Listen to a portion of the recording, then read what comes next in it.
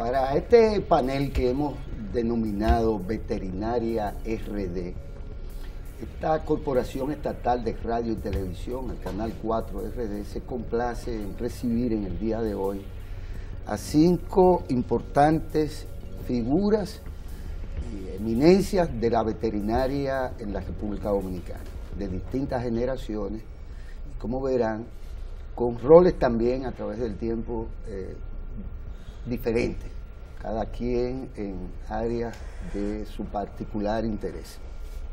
Se trata, y por orden, digamos que desde mi izquierda hacia la derecha, de veterinario Facundo A. Otenbalder, quien participa en representación de sí mismo y de la Universidad Nacional Pedro Enríquez Ureña. Por lo tanto, también docente de la Escuela de Veterinaria de esta universidad. Por igual tenemos al veterinario doctor Sigfredo Frías, quien es no solo un gran apasionado de la veterinaria, sino de todos los esfuerzos que se llevan a cabo para que ésta sea un componente importante de la salud del pueblo dominicano. Y del doctor Pedro Rodríguez, quien es tesorero del Colegio Dominicano de Médicos Veterinarios, ¿verdad? Así es.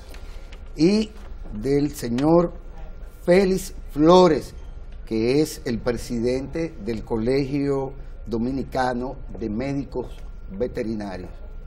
Y la dama doctora Tatiana Carreño, quien viene en su condición de veterinaria, pero además en representación del Parque Zoológico Nacional.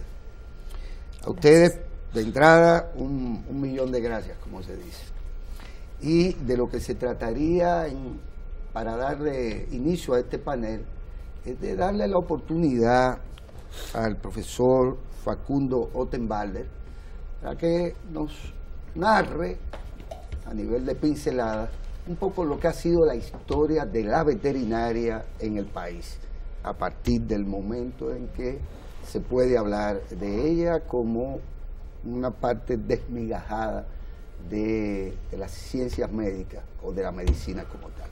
Doctor. Gracias, comenzando por agradecer la invitación a participar en este programa y que podamos, este grupo que está aquí, decirle al pueblo dominicano algo más sobre la veterinaria.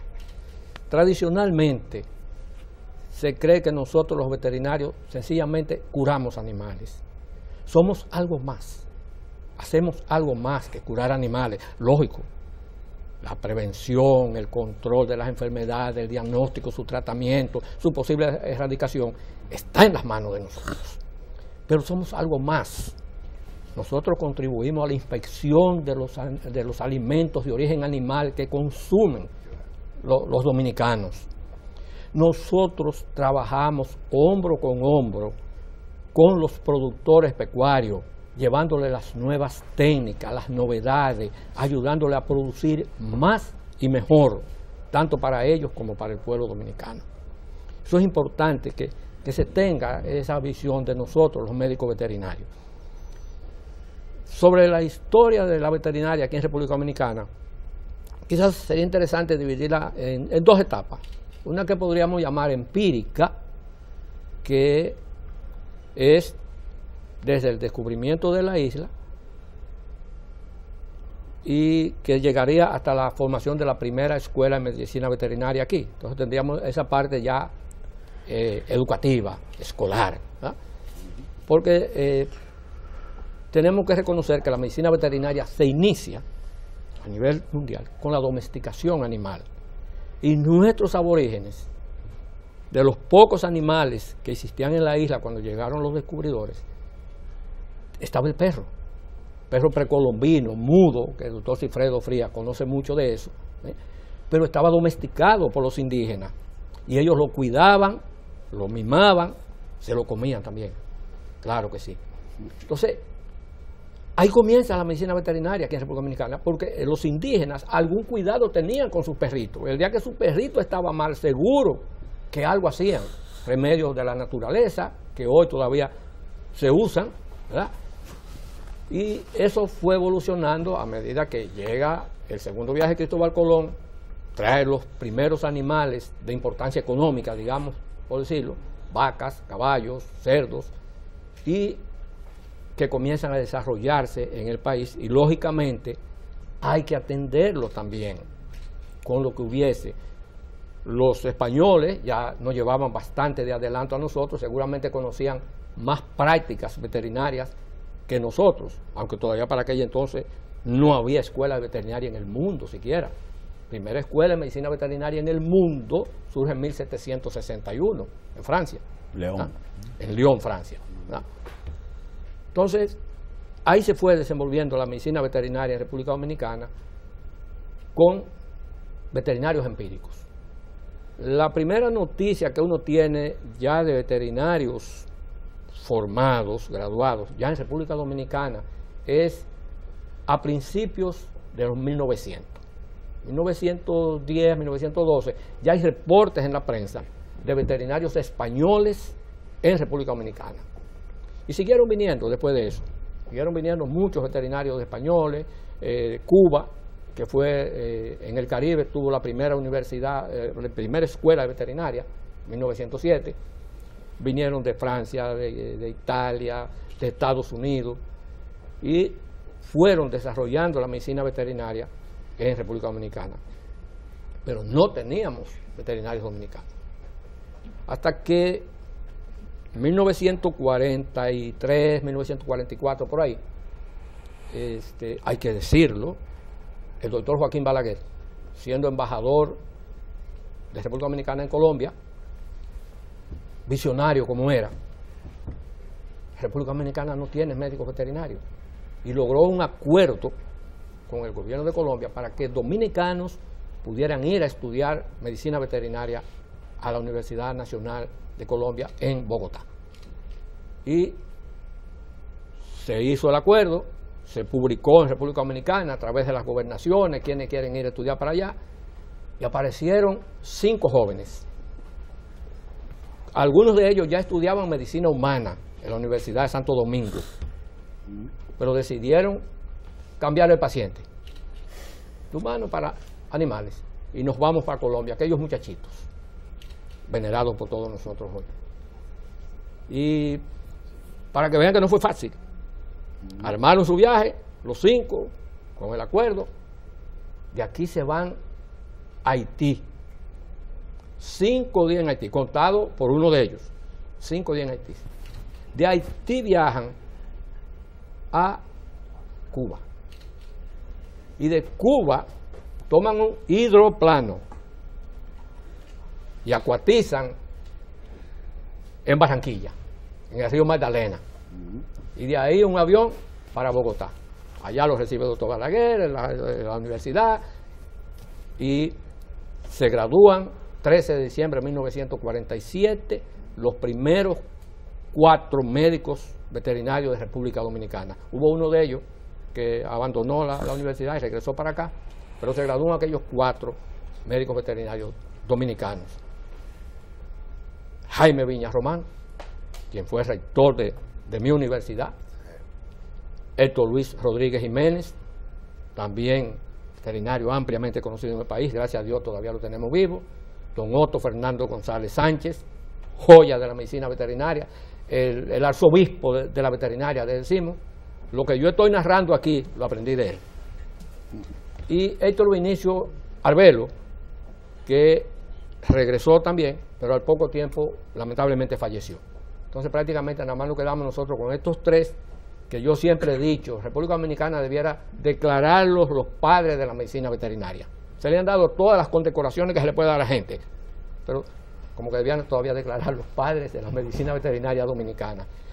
Interesante que en el acto de graduación de esa promoción de veterinarios, 1947 en Bogotá, el doctor Jaime Viñas Román fue el orador de la graduación. Un dominicano, ante tantos colombianos que se supone que se graduaron ahí y estaban en Colombia. Sin embargo, un dominicano logró esa graduación, ese honor. Vinieron aquí, comenzaron a trabajar. Ya en el 48 tuvieron que enfrentar un caso de encefalitis equina en la zona norte, Nagua, Sánchez, Samaná, eso por ahí. Hicieron un trabajo muy bien hecho, según relata la historia. Incluso República Dominicana contrató veterinarios de Estados Unidos para que vinieran a ayudar, y ellos dijeron que lo que se había hecho aquí, maravilloso. Y hasta hoy el trabajo de esa gente es el norte de nosotros los veterinarios, sobre todo los que estamos un poquito mayorcitos, que hemos tenido el privilegio de conocerlo y su trascendencia. Entonces, teníamos ya 4 veterinarios dominicanos. Debo aclarar también que, fruto de ese acuerdo, se graduaron 2 bacteriólogos también en Colombia, que también fue a base de ese convenio, y vinieron a trabajar con nosotros. Y nosotros, los mayorcitos, le hemos llamado siempre colegas veterinarios a esos 2, que ya lamentablemente se nos fueron. La Universidad de Santo Domingo se preocupó por formar también médicos veterinarios, y desde 1922 comenzaron a hacer trámites y documentos, y vamos a crear la facultad. Se creó la facultad de veterinaria, más luego en el 38 se creó la Facultad de Ciencias Agronómicas y Veterinarias. Pero en la resolución del 38 había un capitulito final que decía: la Escuela de Medicina Veterinaria se abre cuando lo disponga el presidente de la República, generalísimo doctor Rafael Leonidas Trujillo Molina. Y él dispuso que fuera en 1955. 1955 se avisa por todos los medios a todos los jóvenes que quieran estudiar medicina veterinaria que la Universidad de Santo Domingo va a comenzar. Y se inscribieron 50 y tantos de jóvenes, sobre todo del interior, y comenzó la Escuela de Medicina Veterinaria de la Universidad de Santo Domingo, con 4 veterinarios españoles contratados para eso, que me cuentan, y usted sabe mucho de eso, que eran guardias. No. Que eso eran militares ahí, los muchachitos eran así que lo tenían.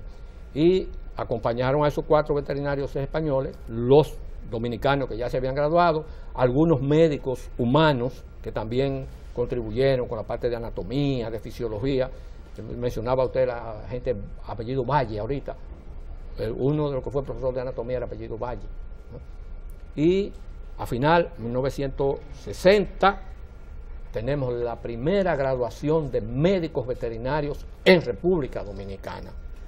La graduación formal la hicieron 12, algunos por alguna otra razón, aunque terminaron, no hicieron la investidura correcta. Ese 28 de diciembre, de octubre de 1960, y como nota curiosa, era así, en aquella época, Trujillo era el padrino de honor de los graduandos, y a cada uno de ellos le obsequió un reloj marca Bulova, que todavía esa marca existe, ¿eh?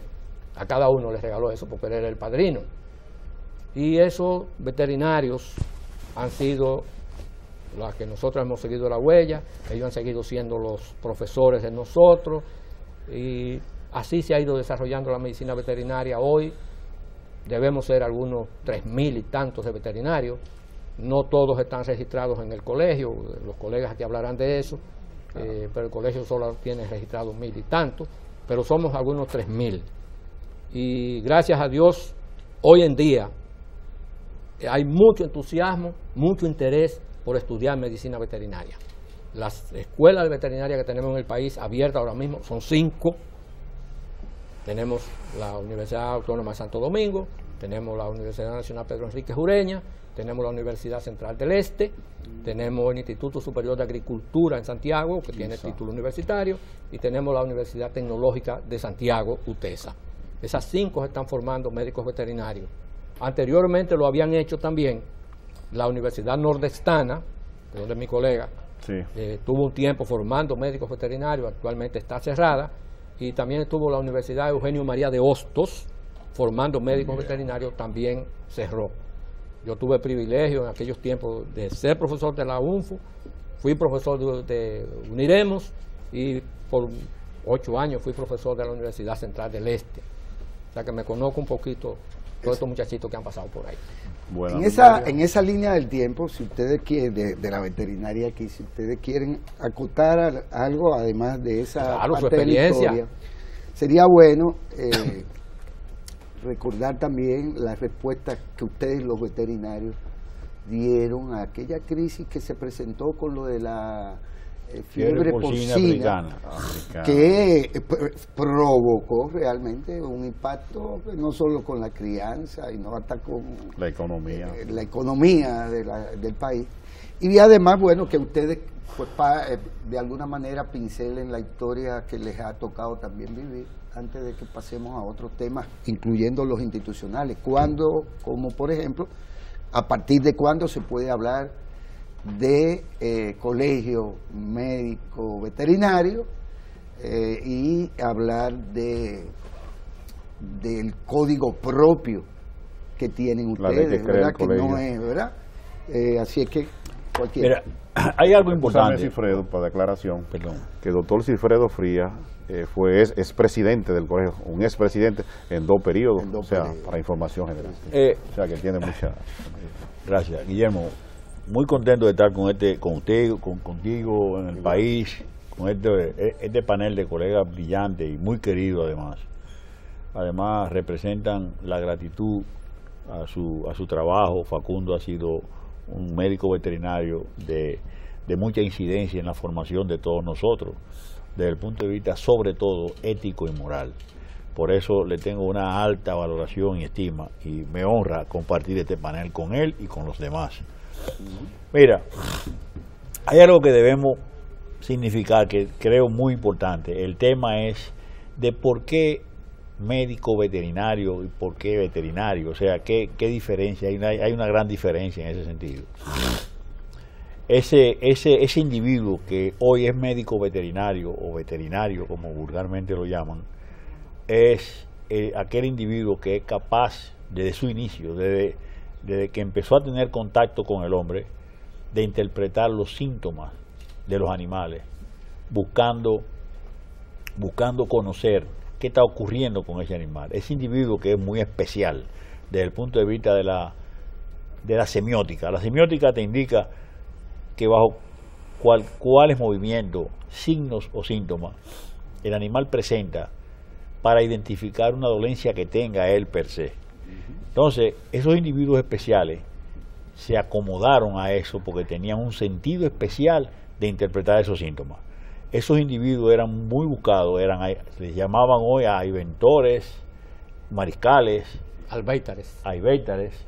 O sea, ese era el nombre que tenía, y todos los hombres de guerra siempre tenían ese individuo al lado de su caballo o de sus animales de abasto.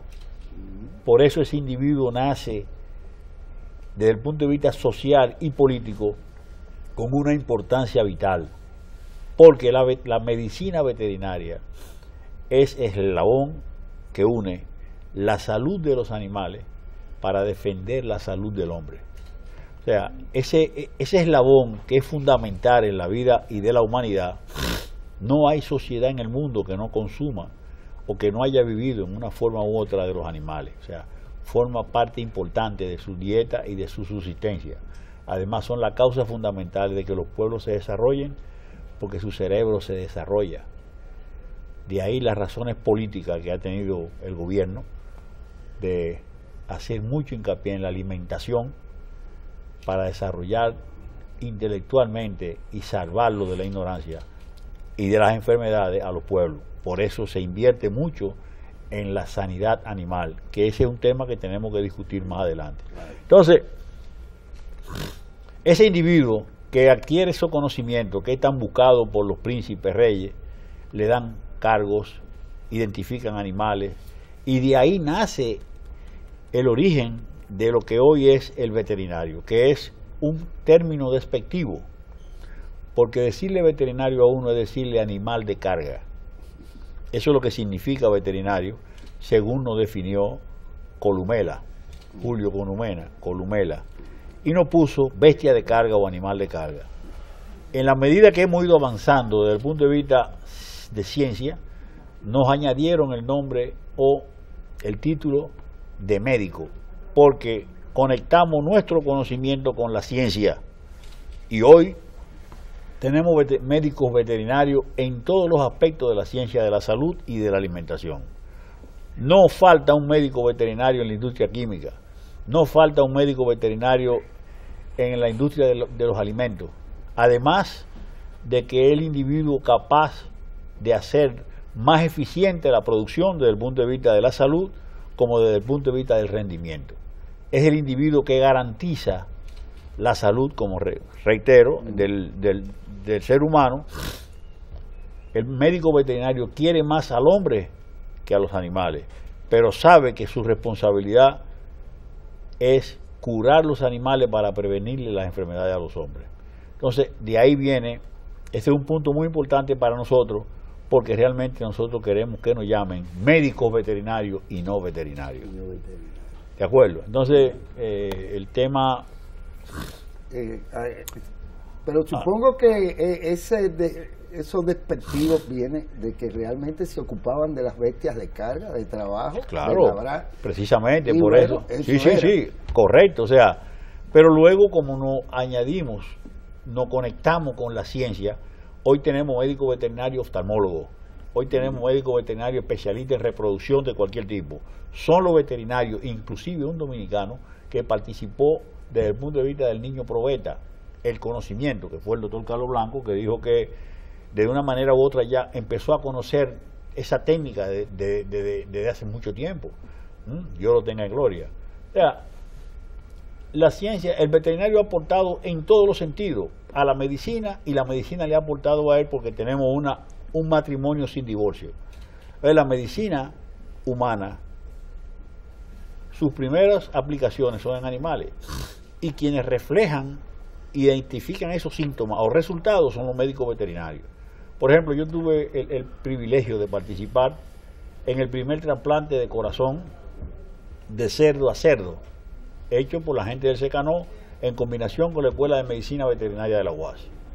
O sea, fue exitoso hacer la anatomosis de dos corazones, cambiar un corazón para un cerdo del otro de manera específica, nítida, sin fuga, con capacidad de funcionar. Y luego no teníamos más recursos que simplemente hacer la conexión.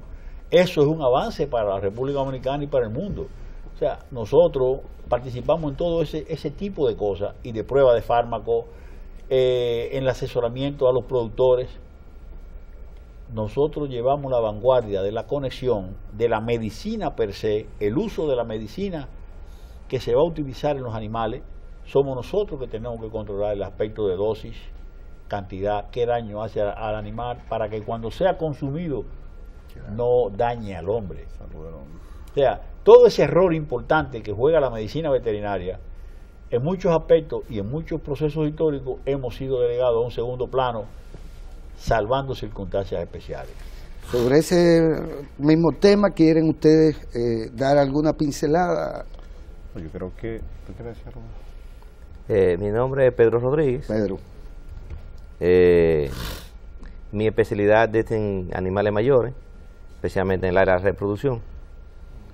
Trabajo en la dirección de ganadería como encargado de departamento de unidad de mejoramiento genético, y también soy tesorero del colegio veterinario. Siguiendo el orden que hablaba el doctor Cifredo, con relación a lo que tiene que ver con las enfermedades, más del 60% de las enfermedades que padece el hombre provienen de origen animal. O sea que son, no que el animal le produce, sino que hay una transición entre el animal y el hombre, y que el hombre es afectado por más del 60% de las enfermedades que lo afectan. Entonces, es importante saber, entonces, que yo digo, la importancia del médico veterinario cuando tenemos que ver con la mayoría de prevención de enfermedades de los animales para que no afecten al hombre. De ella hay parásitos, hay virus, hay bacterias, o sea que todas esas enfermedades, el hombre tiene, el médico veterinario tiene que incidir en ellas, empezando desde los animales que son tratados para el consumo: cerdo, pollo, bovino, huevo, los huevos, los leche. antibióticos que se tratan en los animales de consumo deben de tener cuidado para que no vayan al consumo humano, entonces después no haya una resistencia. Y estamos trabajando en eso. En este país estamos todavía muy atrasados en eso porque las mayorías de los tratamientos que se hacen en los campos, en las fincas, se hacen de forma empírica y puede ser que algunos animales vayan con residuos de antibióticos. No digo que van, pero puede ser porque se tratan de una forma empírica, muchos de ellos. En las granjas de pollo hay que tener cuidado y hay que tener mucha observación para que los pollos que se van al consumo, antes de ir, si le están dando antibióticos para un tratamiento, no vayan con ese residuo. Ellos deben de hacerlo, entiendo que lo hacen, pero tenemos que estar observando los técnicos que están en esa área. Tiene que ver con animales de matadero, por ejemplo las vacas.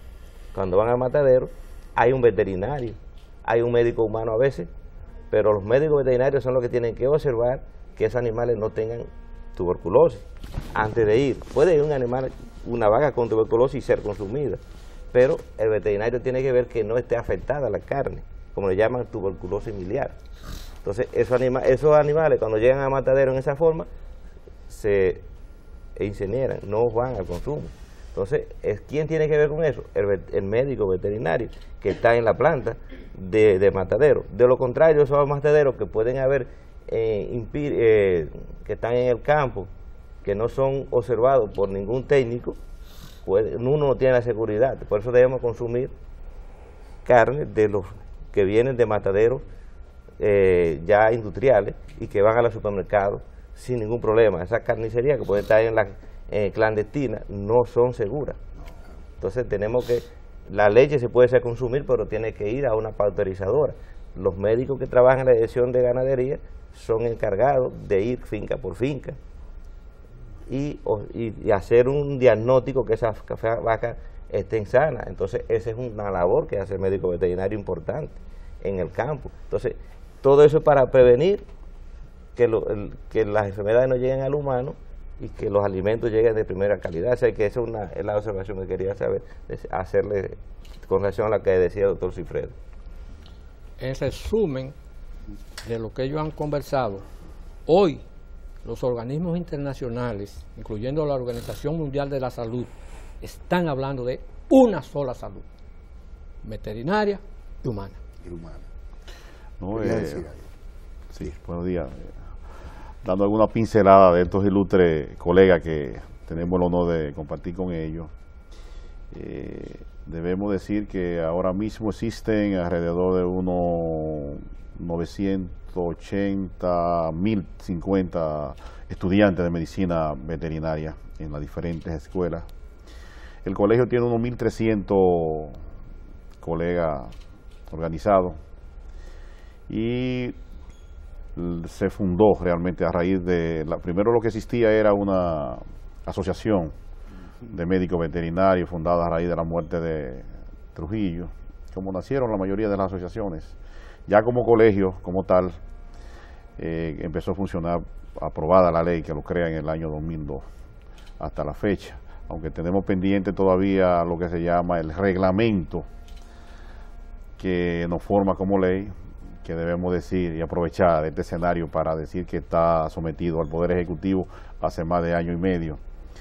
Pero en definitiva, escuchando a los colegas, podemos decir que la veterinaria y los veterinarios, en sentido general, es una carrera digna y son profesionales honorables, de mucha vocación de servicio y de mucha entrega, si se quiere. Y decir realmente que como profesionales, ya resumiendo lo que decía Pedro, Silfredo y Otengualde, somos la primera barrera zoosanitaria que tenemos bajo responsabilidad de controlar, si se quiere, una serie de enfermedades son zoonóticas y además somos los garantes de la calidad y la cantidad de la principal fuente de proteína, que es la proteína animal. Sin los veterinarios, tal como decía Pedro, Alfredo y demás, la nutrición del pueblo dominicano, y eso hay que reconocérselo a la clase médico-veterinaria. Estuviera hoy en declive y en algunos defectos, si se quiere, pero el ejercicio de los profesionales de la medicina veterinaria en cada una de las etapas en que le ha tocado jugar, y tocábamos ahorita fuera de cámara el asunto de la responsabilidad en lo que fue la peste porcina clásica en el año 1900...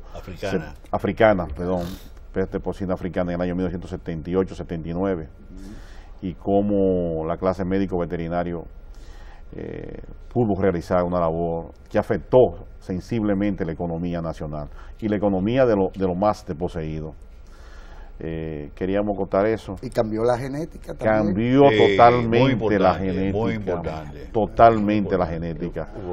La calidad y el sabor del cerdo criollo era sin igual, notablemente. El cerdo criollo era un cerdo graso. Graso, sí. O ahora un cerdo cárnico. Sí, y que totalmente. consume más cosas y que es capaz de convertir hierba, por ejemplo, en carne, como si fuera un rumiante prácticamente. Hay algo finalmente para darle espacio a la colega. Exacto. Para que continúe, y es que Silfredo, que profesor, me pueden corregir, o sea, la Escuela de Medicina Veterinaria del país, lo que tratan son los animales, si se quiere, domésticos. No tratamos lo que son los animales salvajes y de celo y cosas. Sí. Yo creo que la colega puede hablar un poco de eso. No, pero yo quiero acotar algo ahí. En ese sentido hay que estar muy claro, porque recuérdese que primero es básico y fundamental, independientemente de que no tengamos escuela de animales exóticos, salvajes, pero no somos la base de la educación que sustenta cualquier tipo de investigación en medicina veterinaria. Por el hecho de que no nos den la anatomía de un rinoceronte. Obviamente nosotros tenemos especialistas en las áreas, o sea, en todas las áreas del saber, pero la base con la que salimos formados es el caballo. Si vemos un fémur de un caballo, ¿entiendes? Bueno, ya podemos ese fémur compararlo con cualquier fémur de cualquier especie, ¿entiendes? Y notar rápidamente la diferencia, y más cuando se manejan la especie per se que se está estudiando. Si usted maneja, obviamente, reptiles, va a saber rápidamente un fémur normal con un fémur patológicamente afectado, gracias a que tuviste una base de aprendizaje con el caballo. Si te dicen dónde está el agujero nutricio de ese fémur de reptil, ya tú sabes automáticamente qué es un agujero nutricio y tienes que buscarlo. Si no lo conoces, tienes que buscarlo. Pero la base que nos sustenta en la formación no da para todo. Pero las especialidades son las que nos determinan el camino. Doctora, en desventaja numérica. Solo numérica. Sí. No, pues aquí, hablando de lo que hablaban los colegas, con mucho respeto, ellos hablan de la rama de la medicina, de medicina veterinaria, que se encarga como del área de animal de consumo. Yo estoy ahora mismo en el área cumpliendo una función como ayudando al medio ambiente. Nosotros como Parque Zoológico, a quien correspondo, tenemos programas preventivos. Intervenimos lo menos posible con los animales en el hábitat donde los tenemos, y cumplimos también una función de rescate de especies con proyectos de reproducciones que por la mano del hombre han ido desapareciendo. Entonces, como médico veterinario, intervenimos también en ese aporte al mundo de prevención, de evitar que se extingan algunas especies. Hay una nota, okay. Breve, porque sí, debemos hacer una pequeñita pausa que me han pedido, no hay problema. Y podemos continuar en el tramo. De todas maneras, como vamos a dejar un poquito esto de la historia y demás, yo quisiera, escuchándole a ustedes, recordé algo que quizás ustedes no han mencionado, lo recordé porque se trataba de un gran amigo mío, que en su momento hizo su aporte en materia de vacunas, de investigación y vacunas. Estoy hablando de Vicente García, quien fue investigador de la Universidad Nacional Pedro Enrique Ureña, y sé de su participación también como investigador y científico. Siragusa. Vicente García Siragusa, sí. Efectivamente. Le recuerdo, penosamente fallecido. Un caballero. Y padre de Vicente García, ese joven artista dominicano. Pero el tema de cómo también la investigación científica, que conduce no solo a la búsqueda de vacunas contra enfermedades específicamente de animales, sino en general también a la vacuna como parte de ese maravilloso mundo que ustedes han descrito. Debo, al continuar este panel dedicado a la veterinaria en la República Dominicana y a los profesionales de ella, pues recordarles que estamos en compañía de la doctora Tatiana Carreño, en representación del Parque Zoológico Nacional, del doctor Facundo Ottenbalder, profesor y gloria de la veterinaria dominicana y de su enseñanza, del doctor Cifredo Frías, expresidente del Colegio de Médicos Veterinarios, del Colegio Dominicano de Médicos Veterinarios, Félix Flores, quien es el presidente del Colegio Dominicano de Médicos Veterinarios, y el doctor Pedro Rodríguez, especialista en reproducción, tesorero del Colegio Dominicano de Médicos Veterinarios. Y con ellos pues retomamos este interesante conversatorio. Quería decir acotar algo con relación a lo que dijo la doctora Tatiana Carreño. Miren, ella tiene mucha razón. Aparte de que no hemos mencionado, que lo hemos mencionado así en sentido general, el tema de la educación en la formación de los muchachos, en la conservación del medio ambiente, ahí también jugamos un papel estelar, de verdad, muy estelar.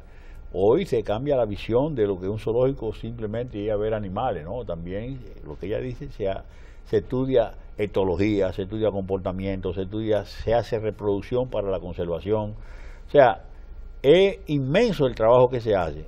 Al igual que hay una pequeña disputa siempre entre los médicos veterinarios que se dedican a los animales de abasto versus los médicos veterinarios que se dedican a los animales de compañía. Entonces eso es un tipo de situación que no debe darse, o sea, que es incorrecta completamente, porque ambos juegan un rol importante. Fundamental. Un rol importante porque estamos hablando de salud. Un animal de compañía sin salud pone en riesgo a la familia. Y obviamente que no vamos a dejar de tener los animales de compañía por el tema de que la gente no se imagina, o sea, normalmente vivir en ese ambiente con animales de compañía, el impacto que produce en la familia de manera positiva, en la formación, en la educación, en los sentimientos humanos, es menos violento un niño que se cría con un perro, con un gato, con un animal de compañía, que uno que no lo tenga. O sea, eso es increíble. Entonces, la medicina veterinaria también juega ese rol, no solamente de alimentarnos y protegernos de las enfermedades, también de enfermedades psíquicas, porque los animales de compañía funcionan perfectamente contra esa situación y la educación es básica para eso.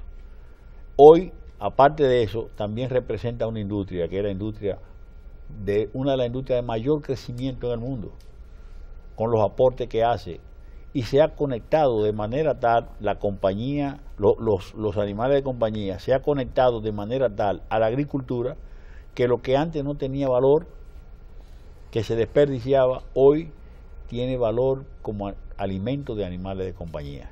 O sea, es una industria que es la tercera en crecimiento en el mundo y que solamente en los Estados Unidos al año mueve 80.000 millones de dólares. Entonces, nadie puede vivir de espalda a eso. Claro. Y eso tiene una razón, y la razón es, señores, cada vez que las sociedades se desarrollan con más, lamentablemente el hombre se va alejando más del hombre y tiene que buscar, y de la naturaleza, y tiene que buscar de una manera u otra un animal que le sirva de Anubis, como si fuera el contacto de la naturaleza con el hombre. O sea, es necesario, es vital. ¿Por qué? Porque si te vas a las grandes urbes del mundo, son las que más perros tienen. ¿Y por qué? Más animales de compañía tienen. ¿Y por qué? Porque como quiera que sea, el hombre vive solo. Sí. Aunque tenga apartamento al lado, no se conocen, pero alguien lo espera con cariño, un perro, un gato. Miren, yo por pura curiosidad lanzo esto ante ustedes que son sabios en esta materia. El componente antropológico, etnocultural. Y yo lo puedo expresar así fácilmente. A muy poca gente se le ocurriría la experiencia de comer gato o de comer perro o de comer culebra. Es decir, también en ese encadenamiento... Esto tiene su nombre. Hay, canófago, ajá, felinófago. O sea, tiene su nombre, porque claro, eso no es casual. No es casual, no, pero resulta ser que es regional, por así decirlo. Aquí le cogió en una época, lo recuerdo perfectamente, en decir que determinados embutidos se hacían con burro, carne de burro. De burro. Bueno, pero los europeos han comido caballo desde siempre. Y entre los argentinos. Y los argentinos. Uruguayo. Y entre el asno y el caballo, digamos que no anda muy distante la cosa. Pero, ¿en qué medida también ese contacto del hombre con los animales, y tanto para consumo como para compañía, ha ido cambiando en el tiempo? Porque el hombre metía a la vaca en la casa, se calentaba con ella, la protegía también del frío a ella, del invierno, del viento, y yo qué, pero dejó de hacerlo en el tiempo, y quizás hoy es bastante contrario. Pero a quien antes, en su época, se le ocurría que la vaca, poniéndole una musiquita, iba a tener un mayor rendimiento al momento del ordeño. Eso no siempre existió. Es decir, yo quiero un poco que tratemos este componente antropológico, étnico-cultural, asociado a la veterinaria, a esa relación que ustedes muy bien han descrito. Si tú quieres, no sé, compañero, yo te puedo decir algo de eso. Antes de hablar un poquito de eso, cuando estábamos en la pausa y viendo el título de su programa, se me ocurre que quizás se nos olvidó decir que esta invitación que usted ha hecho a hablar de medicina veterinaria en República Dominicana se debe a que el 29 de este mes nosotros celebramos el Día Nacional de la Medicina Veterinaria. No, yo lo tengo pendiente porque este espacio está hecho inicialmente para que el 29 presentárselo al país, pero el tema que le puse sobre la mesa. Cuando hablamos del concepto de lo que podríamos llamar la etnozoonosis, es un concepto muy amplio. Por ejemplo, los animales de consumo y abasto, las culturas, las diferentes culturas tienen diferentes visiones. Por ejemplo, mismo ver un chino ve un perro con una visión diferente a como la ve un occidental. No es despectiva ninguna de las dos. El coreano. ¿Por qué? Porque ellos lo ven como una fuente proteica, pero también lo aprovechan como fuente animal de compañía. Doble propósito. ¿Me entiendes? Pero se olvidan que todos los pueblos, en la mayoría, especialmente los pueblos americanos, ese es su origen, que está conectado directamente con la cultura oriental, el perro es el eslabón que une esa situación. ¿Por qué? Si ves el indio americano, también era un consumidor de caninos, o sea, de perro. Y de lobos. Lobos, todo lo que es cánidos. Lo consumía, pero también aprovechaba su compañía. O sea, eran un animal de herramienta, tanto de abasto como de guardia y de transporte. Pero no dejaban de tener su valor biológico desde el punto de vista proteico. Al igual que el caballo, el burro. O sea, todos esos animales servían de trabajo, de compañía en muchos casos, para calentarte, como bien lo dijiste. Nosotros en San José de las Matas, allá en Los Montones, cuando nos levantamos de madrugada, yo, un niño, mis primas y mi primo que ordeñaban, nos decía, espéreme ahí, nosotros quitábamos la vaca que estaban acostadas, dejaban ese calor ahí, nosotros nos acostábamos ahí. Ay. O sea, aprovechando eso, hoy no hay que irse muy lejos, hoy hay países, Japón, hay ganaderos, hay gente que tiene una vaca o 2 vacas, 3 vacas, que vive dentro de la casa, con todo nivel de higiene. Hay edificios donde hay establos con animales de engorde. O sea, eso no es nada extraño. Y lo mismo nuestros indígenas, comían perros, los adoraban, hacían cení con él, le servía de animal de compañía en todas las culturas indígenas. Mi mamá me enseñó desde niño a darle agua a los pichones cuando estaban, ¿qué hacía?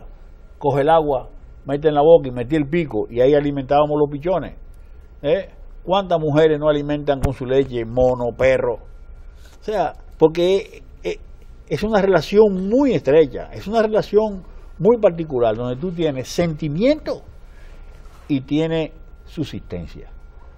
Esa es la relación importante entre el perro y el hombre. Por ejemplo, estamos presentando un problema con el clúster de los conejos, que el conejo es un animal que llega a los pet shops y los niños le cogen cariño, después no se lo quieren comer. Y es un animal que obviamente es un animal de abasto, es un animal para consumo. En Inglaterra claro, no lo comen. Claro, no se lo comen. el curío o cobayo es un animal de abasto fabuloso. ¿Qué nos va a servir eso? Hay que estar claro en esto. Señores, el hambre, la falta de proteína, es una cosa tan grave que atrasa a los pueblos. ¿Y qué proteína de mejor calidad usted no tiene con la leche de cabra, la leche de burra, las codornices? Tú tienes el tema de los curíos, los conejos. Proteína de origen fácil de producir, a bajo costo y de altísima calidad. Cuando un niño bien alimentado, por humilde que sea alimentado con carne de curío, con carne de conejo, con cosas no tradicionales, tiene el mismo efecto que el que fue alimentado con un filete. No importa, tenemos el mismo nivel y coeficiente académico, si lo cultivamos, claro. Y ese es un punto importante en la política que hay que llevar. ¿Quieren decir algo sobre este punto? Creo que el No, doctor yo creo que el doctor lo complementa todo, o sea, y uno viendo el origen de muchos países asiáticos que consumen perros Claro. y gatos, hay que verlo en situación de hambre que han padecido esas sociedades. Desde ahí también hay que remontarla. Y como Dicen que los chinos se comen todo lo que camina y no es un automóvil, Sí, y todo lo que vuela y no es un avión. Así es. Así Y es. pasando por las ratas, porque Claro. entonces aquí viene el tema Sí. también del rol de las plagas, del rol del médico veterinario en el combate a las plagas, que no solo de ratones, sino de especies que también quedan, desde el punto de vista demográfico se dice, ¿verdad? Sí. Quedan fuera de control y pueden dañar la agricultura, pueden dañar a los animales y además en una relación que también sería bueno que ustedes la presentaran. La incidencia del profesional de la medicina veterinaria es determinante en Transversal, a todos los múltiples. ¿Cómo, por ejemplo, trata el veterinario y el productor lo que hacen determinados murciélagos a las vacas, digamos? Que en sitios... transmisión de algunas enfermedades como la rabia y otras enfermedades. Exactamente, que luego tienen incidencia por igual en la humano. especie humana. Sí. Claro. Zoonosis se llama eso. La Zoonosis. zoonosis. Bueno, ¿en qué medida podría también esto estar tan vinculado al tema de la biología? La medicina veterinaria y la biología, que tiene que ver con la preservación de determinadas especies animales, y que no solo las de mascotas, ¿verdad? El tener una visión sobre qué tipo de especies pueden ser introducidas para que no se les haga daño a otras especies que son endémicas o que están integradas culturalmente a nosotros, porque ciertamente el pueblo dominicano no va a comer rata, Claro. a menos que pase el hambre que quizás nunca ha pasado, ¿verdad? Pero igual usted le pone cualquier otra cosa por el medio y probablemente pues se la coma. Eso me decía un amigo español ya avanzado en edad. Dice, oye, aquí no se ha pasado hambre. No. Porque nosotros que vivimos lo que fue la guerra civil española, sabemos lo que fue pasar hambre. Y realmente desde ese punto de vista, pero usted ha tocado el tema, por ejemplo, de lo que es la incidencia de la profesión del médico veterinario, que él, como decíamos ahorita, tiene que velar con lo que es la salud del pueblo. Enfermedades zoonóticas como rabia, leptopira, brucelosis, tuberculosis y otras cuantas más que quizás se me olvidan por ahí, que inciden de una manera directa. Son tratadas de una manera por el Estado en programa, como la brucelosis y la tuberculosis, y la rabia por salud pública, pero somos nosotros los responsables de controlarla.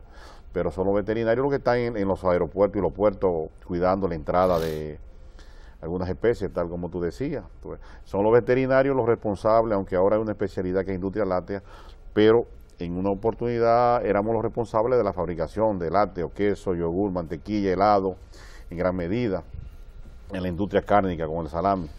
Hay veterinarios que inciden ahí, en los mataderos, o sea que la incidencia de la profesión del médico veterinario es determinante, si podríamos decir, en la vida de cualquier sociedad organizada.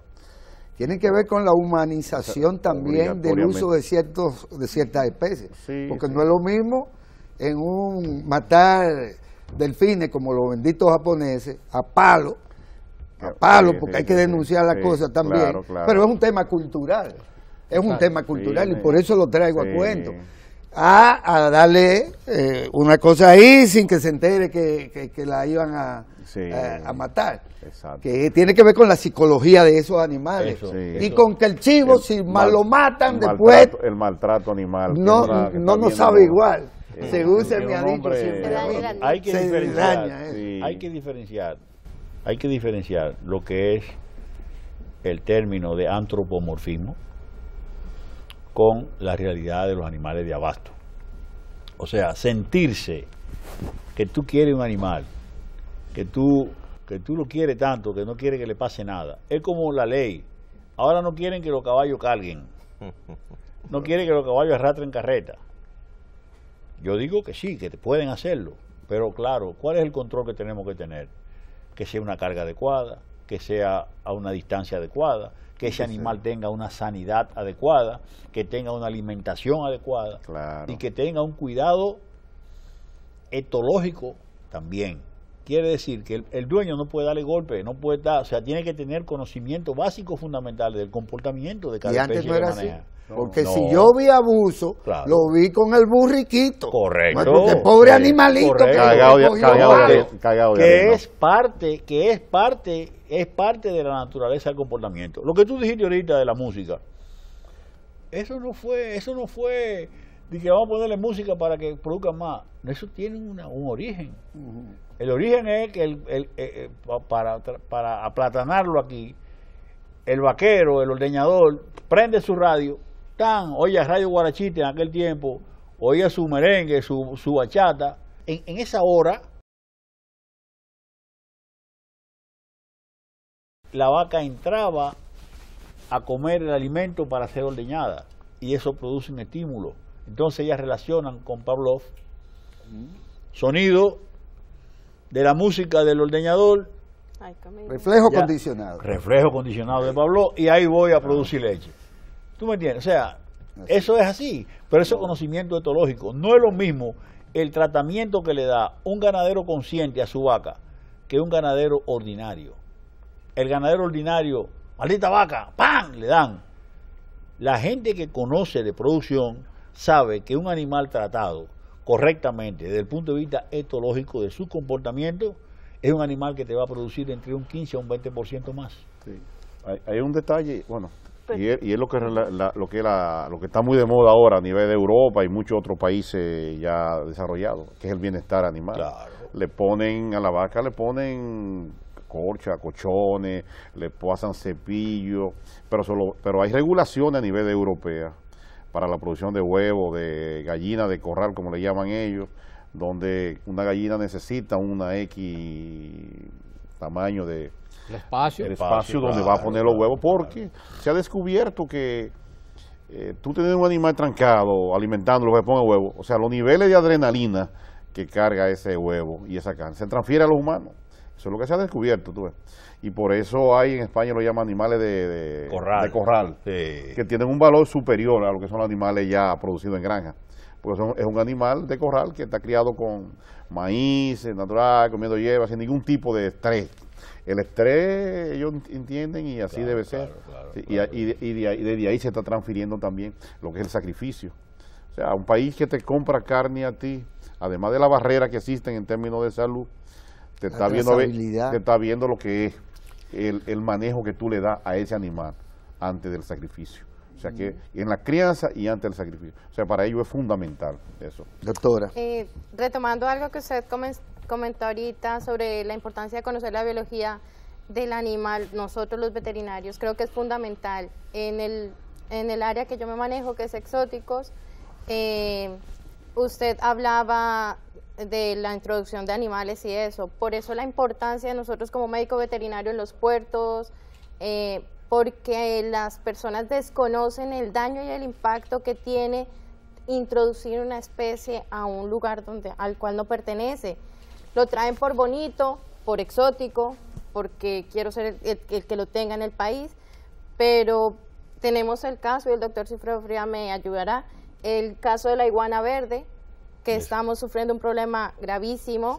Llegó al país, desplaza los nidos de nuestras iguanas, y entonces de ahí es la importancia del médico veterinario en los puertos. O sea, el médico veterinario tiene un abanico sumamente amplio de desempeño y todos cumplimos una función muy importante. Entonces, retomando lo que su merced decía de la biología del animal, hay que conocerla para poder defender y cuidar los hábitats de los diferentes animales acá. Y ahí O sea que- juega un rol importante el médico A nivel de veterinario puerto y aeropuerto. con el tema del comportamiento. Porque mira lo que ella está citando, la doctora Tatiana está diciendo, y nosotros no lo estamos haciendo caso a eso. Es el tema de las iguanas. La iguana verde que la trajeron para Ahí llevarla- está la en Peravia. Ahí está en Peravia. ¿Y qué va a producir eso? No solamente el daño que le va a producir a nuestra, que tenemos dos, sino al tema de la producción agropecuaria, el tema del mango. Se comen las flores de los mangos. Cuando la gente empiece a ver eso, que lo sienta, entonces le vamos a poner atención, quizás cuando esté muy avanzado. Pero la gente vio la introducción del caracol. No, del pajarito, del roedor que después se convirtió en un problema porque se le comían los huevos a la gente. El jurón. El jurón. El jurón. Primero para Mangosta, combatir a las ratas del cañaveral, que ya producía daño, pero terminó siendo el efecto Pero tú más sabes- cara a la se saca. confabularon. ¿Tú sabes cuál ha sido, Exacto. tú sabes cuál ha sido el peor daño que ha producido la mangosta? El jurón es una mangosta, ¿no? Mangosta. Sí. Nadie que la conoce por Sí, mangosta, pero vamos tiene- a dejar. Pero como estamos en el canal nacional, Sí, hay que hablar que es de correctamente. educación, tenemos que La decir mangosta. La mangosta, el mal llamado jurón, que lo he visto ya en la Plaza Juan Barón. Ya, Sí, no me digas. Lo vi yo. Viene avanzando. lo vi yo. Ahí. En la Plaza Juan Barón. Peligroso. En la Plaza Juan Barón. Eso no se lo puede contar nadie, eso yo lo vi yo. Y algunos caminantes amigos también lo vieron, o sea que son testigos. Miren, no hay un libro de historia. Facundo me puede corregir, o cualquiera que tenga, que diga que aquí había rabia. ¿Cuándo llegó la rabia a este país? Son los españoles. ¿Eh? Son los españoles. Que No. trajeron todo. Ni siquiera con los españoles. Los españoles trajeron los perros Asesinos. los perros técnicamente, canófilamente hablando, fueron los primeros perros de exportación, fueron animales de guerra, en el caso de los perros. Pero no hay un dato, ni Oviedo, Le llaman- ni las casas, no sé, nunca lo he visto, corríjanme, de que en la época precolombina había muerte de gente con síntomas de rabia. No, si alguien, por favor, que nos lo informe o me lo enseñe. llegó precisamente ese Con la problema llegada de con la mangosta. llegada de la mangosta. Aquí teníamos murciélago también, Que- desde la época precolombina. Claro. Este verdor de isla que tenemos es realmente producto del artista llamado murciélago, que dispensaban semillas, etcétera, etcétera. Entonces, es un animal que tenemos que conservarlo, que a propósito el zoológico está haciendo un área Una de exhibición. mamíferos endémicos, para que la gente vaya a disfrutar eso, lo que son las jutías, el ceronodonte. Y la murciélaguina se usó siempre y- como abono. Sí, claro. Mira, De mucho valor. De mucho valor. pero el punto importante que quiero citar es que no conozco en la historia precolombina que había gente muerta de síntomas de rabia. Te hablan de gripe, te hablan de viruela, te hablan de sarampión, te hablan de enfermedades venéreas, pero el tema es que la rabia es propia de la Mesopotamia, de esa gente por allá, Irak, y el jurón también es de ahí. También. Claro, esa mangosta es de allá. Y esa mangosta, que es la Auropuntactus, llegó a la India, también metió rabia. Y de la India la trajeron a América. Y de América fue uno de los mayores dispersores de rabia.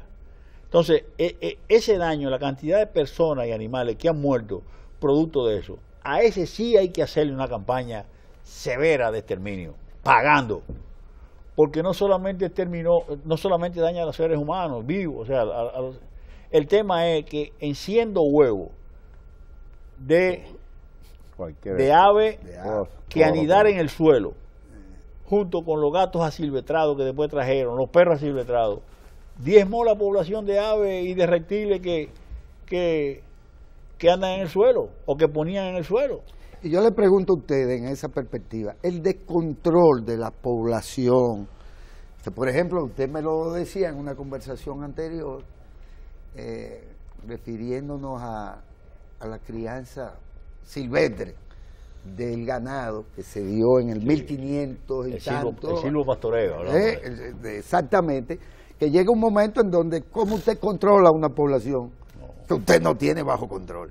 Y eso tiene que ver con los sanitarios, eso tiene que ver con las enfermedades, por lo tanto, ¿cómo manejar eso? ¿Hasta dónde sabemos cuando una especie ha llegado a un punto en que el territorio o el hábitat queda saturado por su reproducción? ¿Cómo se maneja eso desde el punto de vista de la veterinaria preventiva? ¿Cómo sabemos? Bueno, aquí hay que parar el pez ese que se está comiendo todo lo que El aparece, pegato. ¿verdad? Y aquí hay que parar el jurón, porque quizás si hay 3 o 4, el jurón hasta puede ser una mascota, pero si se nos va de control y se mete en todo el territorio, evidentemente hay que... ya está en todo el territorio, pero Sí. acaba de dar un dato importante. Fíjate lo que dice. En la devastación de Osorio, como hablábamos anterior, ¿qué hacían? Se llevaban la piel de las vacas, dejaban la carne, y la población canina creció aquí tanto que era prácticamente incontrolable. Eso viene de la devastación de Osorio. Incontrolable. Y el puerco salvaje también. El cerdo, pero el ¿qué cerdo pasó? cimarrón, ¿eh? Cimarrón. Sí, pero ¿qué pasó con eso? Tú nunca viste tampoco que en la devastación de Osorio se desató por el perro un brote de rabia. Búsquenmelo en la historia. No lo he visto. No se describe por ninguna parte. No, yo no lo he encontrado. No soy un gran lector. Un espécimen que a mí me persigue cada cierto tiempo cuando estoy aquí en producción de espacios de televisión, me está acosando. Sí. Me está acosando y yo parecería que solo me resta esta ronda para no solo despedir, sino para que ustedes como veterinarios nos digan ya, de manera bien sintética, cada uno, ¿qué necesitan los veterinarios dominicanos? La veterinaria dominicana, tanto a nivel de enseñanza, el tipo de profesional nuevo que hay que formar, Los compromisos, como con- clase. Sí. y bueno, exacto, la posibilidad, según tengo entendido, son tan pocos que todos tienen empleo. El problema de los veterinarios no es de desempleo, según sé. Porque además son, como es el caso de nuestro querido Cifredo, son empresarios. Ah, Y los que no han sido importadores de una cosa o de otra, tienen clínicas veterinarias, son docentes, son ¿verdad? Pluriempleo. Y hay cosas que, por ejemplo, yo supongo que tendrán de cara al futuro, serán elementos nuevos de la veterinaria.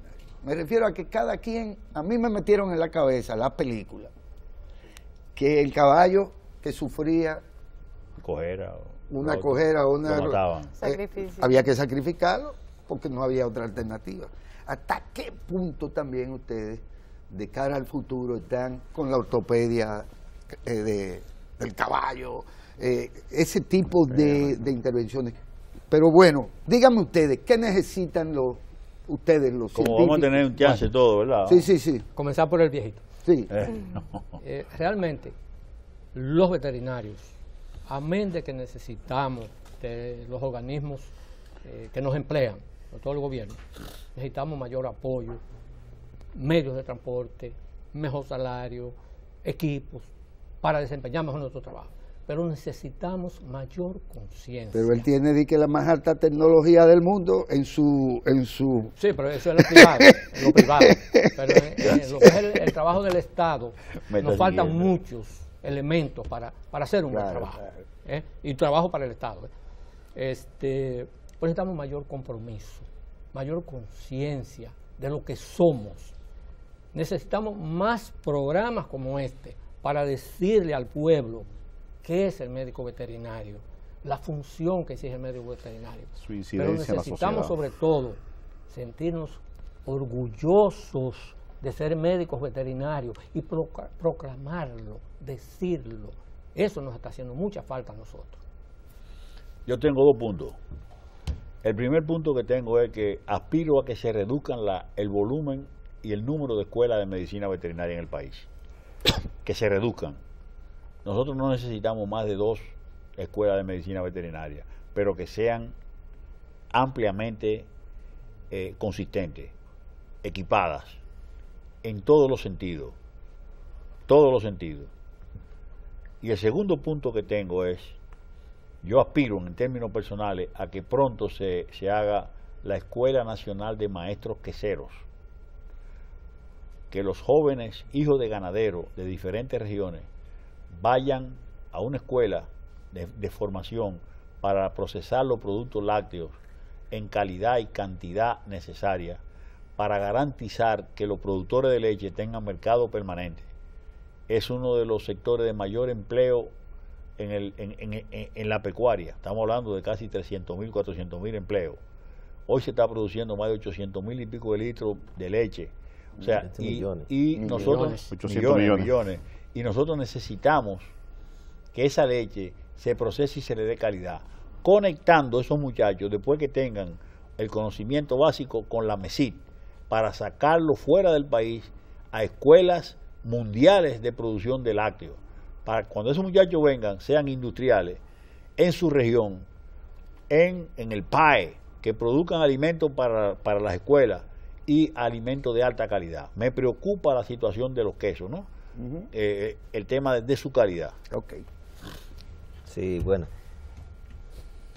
Ya en lo que tiene que ver con salario se está mejorando, porque anteriormente teníamos salarios a nivel público muy bajos, eran hasta de 12.000 pesos un veterinario. Ahora mismo se aspira que ya el año que viene ya un veterinario esté ganando 50.000 pesos, que no es un salario bueno, salario base, pero es un salario regular. Se puede conseguir lo mínimo con un salario ya de ese tipo.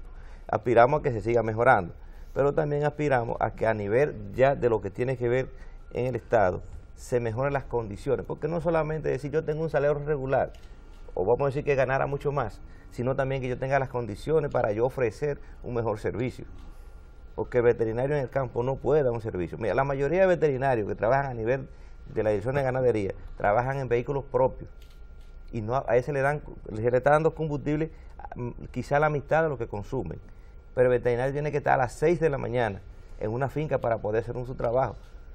No es como la mayoría de profesionales que pueden ir a las 8, a las 9, a las 10 de la mañana a una oficina o a una clínica si es un médico humano, pero el veterinario tiene que estar a las 6 de la mañana en la finca haciendo su trabajo de sanidad para que el público, el pueblo en general, pueda consumir un producto de mejor sanidad, que, que no vaya con problemas para enfermarlo. Entonces, necesitamos que el Estado se le faciliten, ya sea que por las vías que fuera, porque puede ser que le den facilidades para que el veterinario compre un vehículo y el Estado le pague el servicio, pero que también le dé el combustible, que los laboratorios se equipen en las mejores condiciones. Tanto el laboratorio veterinario central, que se ha estado trabajando en eso, pero que se le dé las condiciones necesarias para que trabaje de una forma eficiente y capacitar los técnicos afuera del país, para que cuando vengan puedan dar un servicio mejor también. Yo creo que es lo básico. Yo creo que el doctor Flores va a hablar sobre eso. Brevemente, yo creo que los colegas han complementado en gran medida lo que ha sido la exposición en sentido general.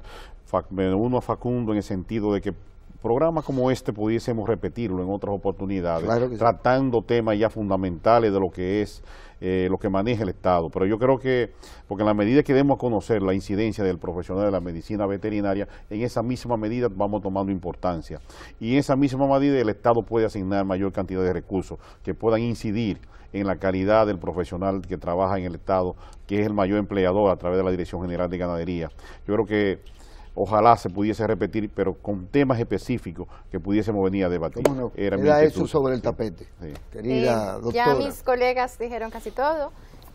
Yo veo sumamente importante crear conciencia de la importancia del médico veterinario en todos los sentidos, y también lo que decía el doctor, mayor facilidad para capacitaciones fuera, más que todo, por ejemplo, en el área que yo trabajo, que no nos dan mucho en las facultades, es capacitación.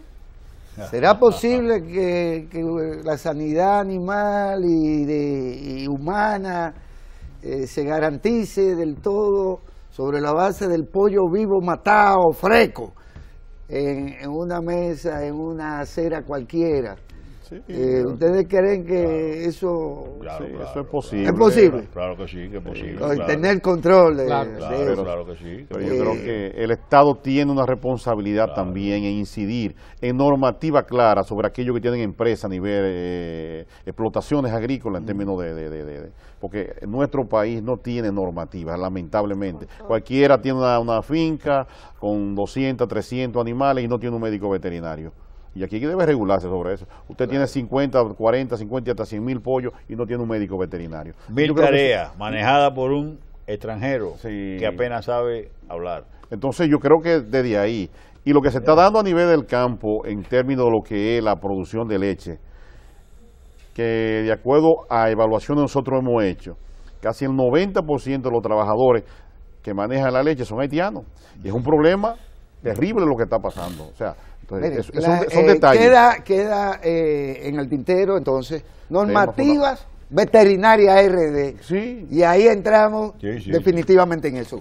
Quiero agradecer ante ustedes, finalmente, la participación de la doctora Tatiana Carreño, del Zoológico Nacional, del Parque Zoológico Nacional, del doctor Sigfredo Frías, y de Félix Flores, presidente del Colegio Dominicano de Médicos Veterinarios, así como del doctor Pedro Rodríguez, especialista en reproducción animal, tesorero del Colegio Dominicano de Médicos Veterinarios, y naturalmente al decano de este panel, a quien particularmente pues le agradecemos, al doctor Facundo Ottenbalder, profesor emérito, supongo, de la Universidad Nacional Pedro Enríquez Ureña.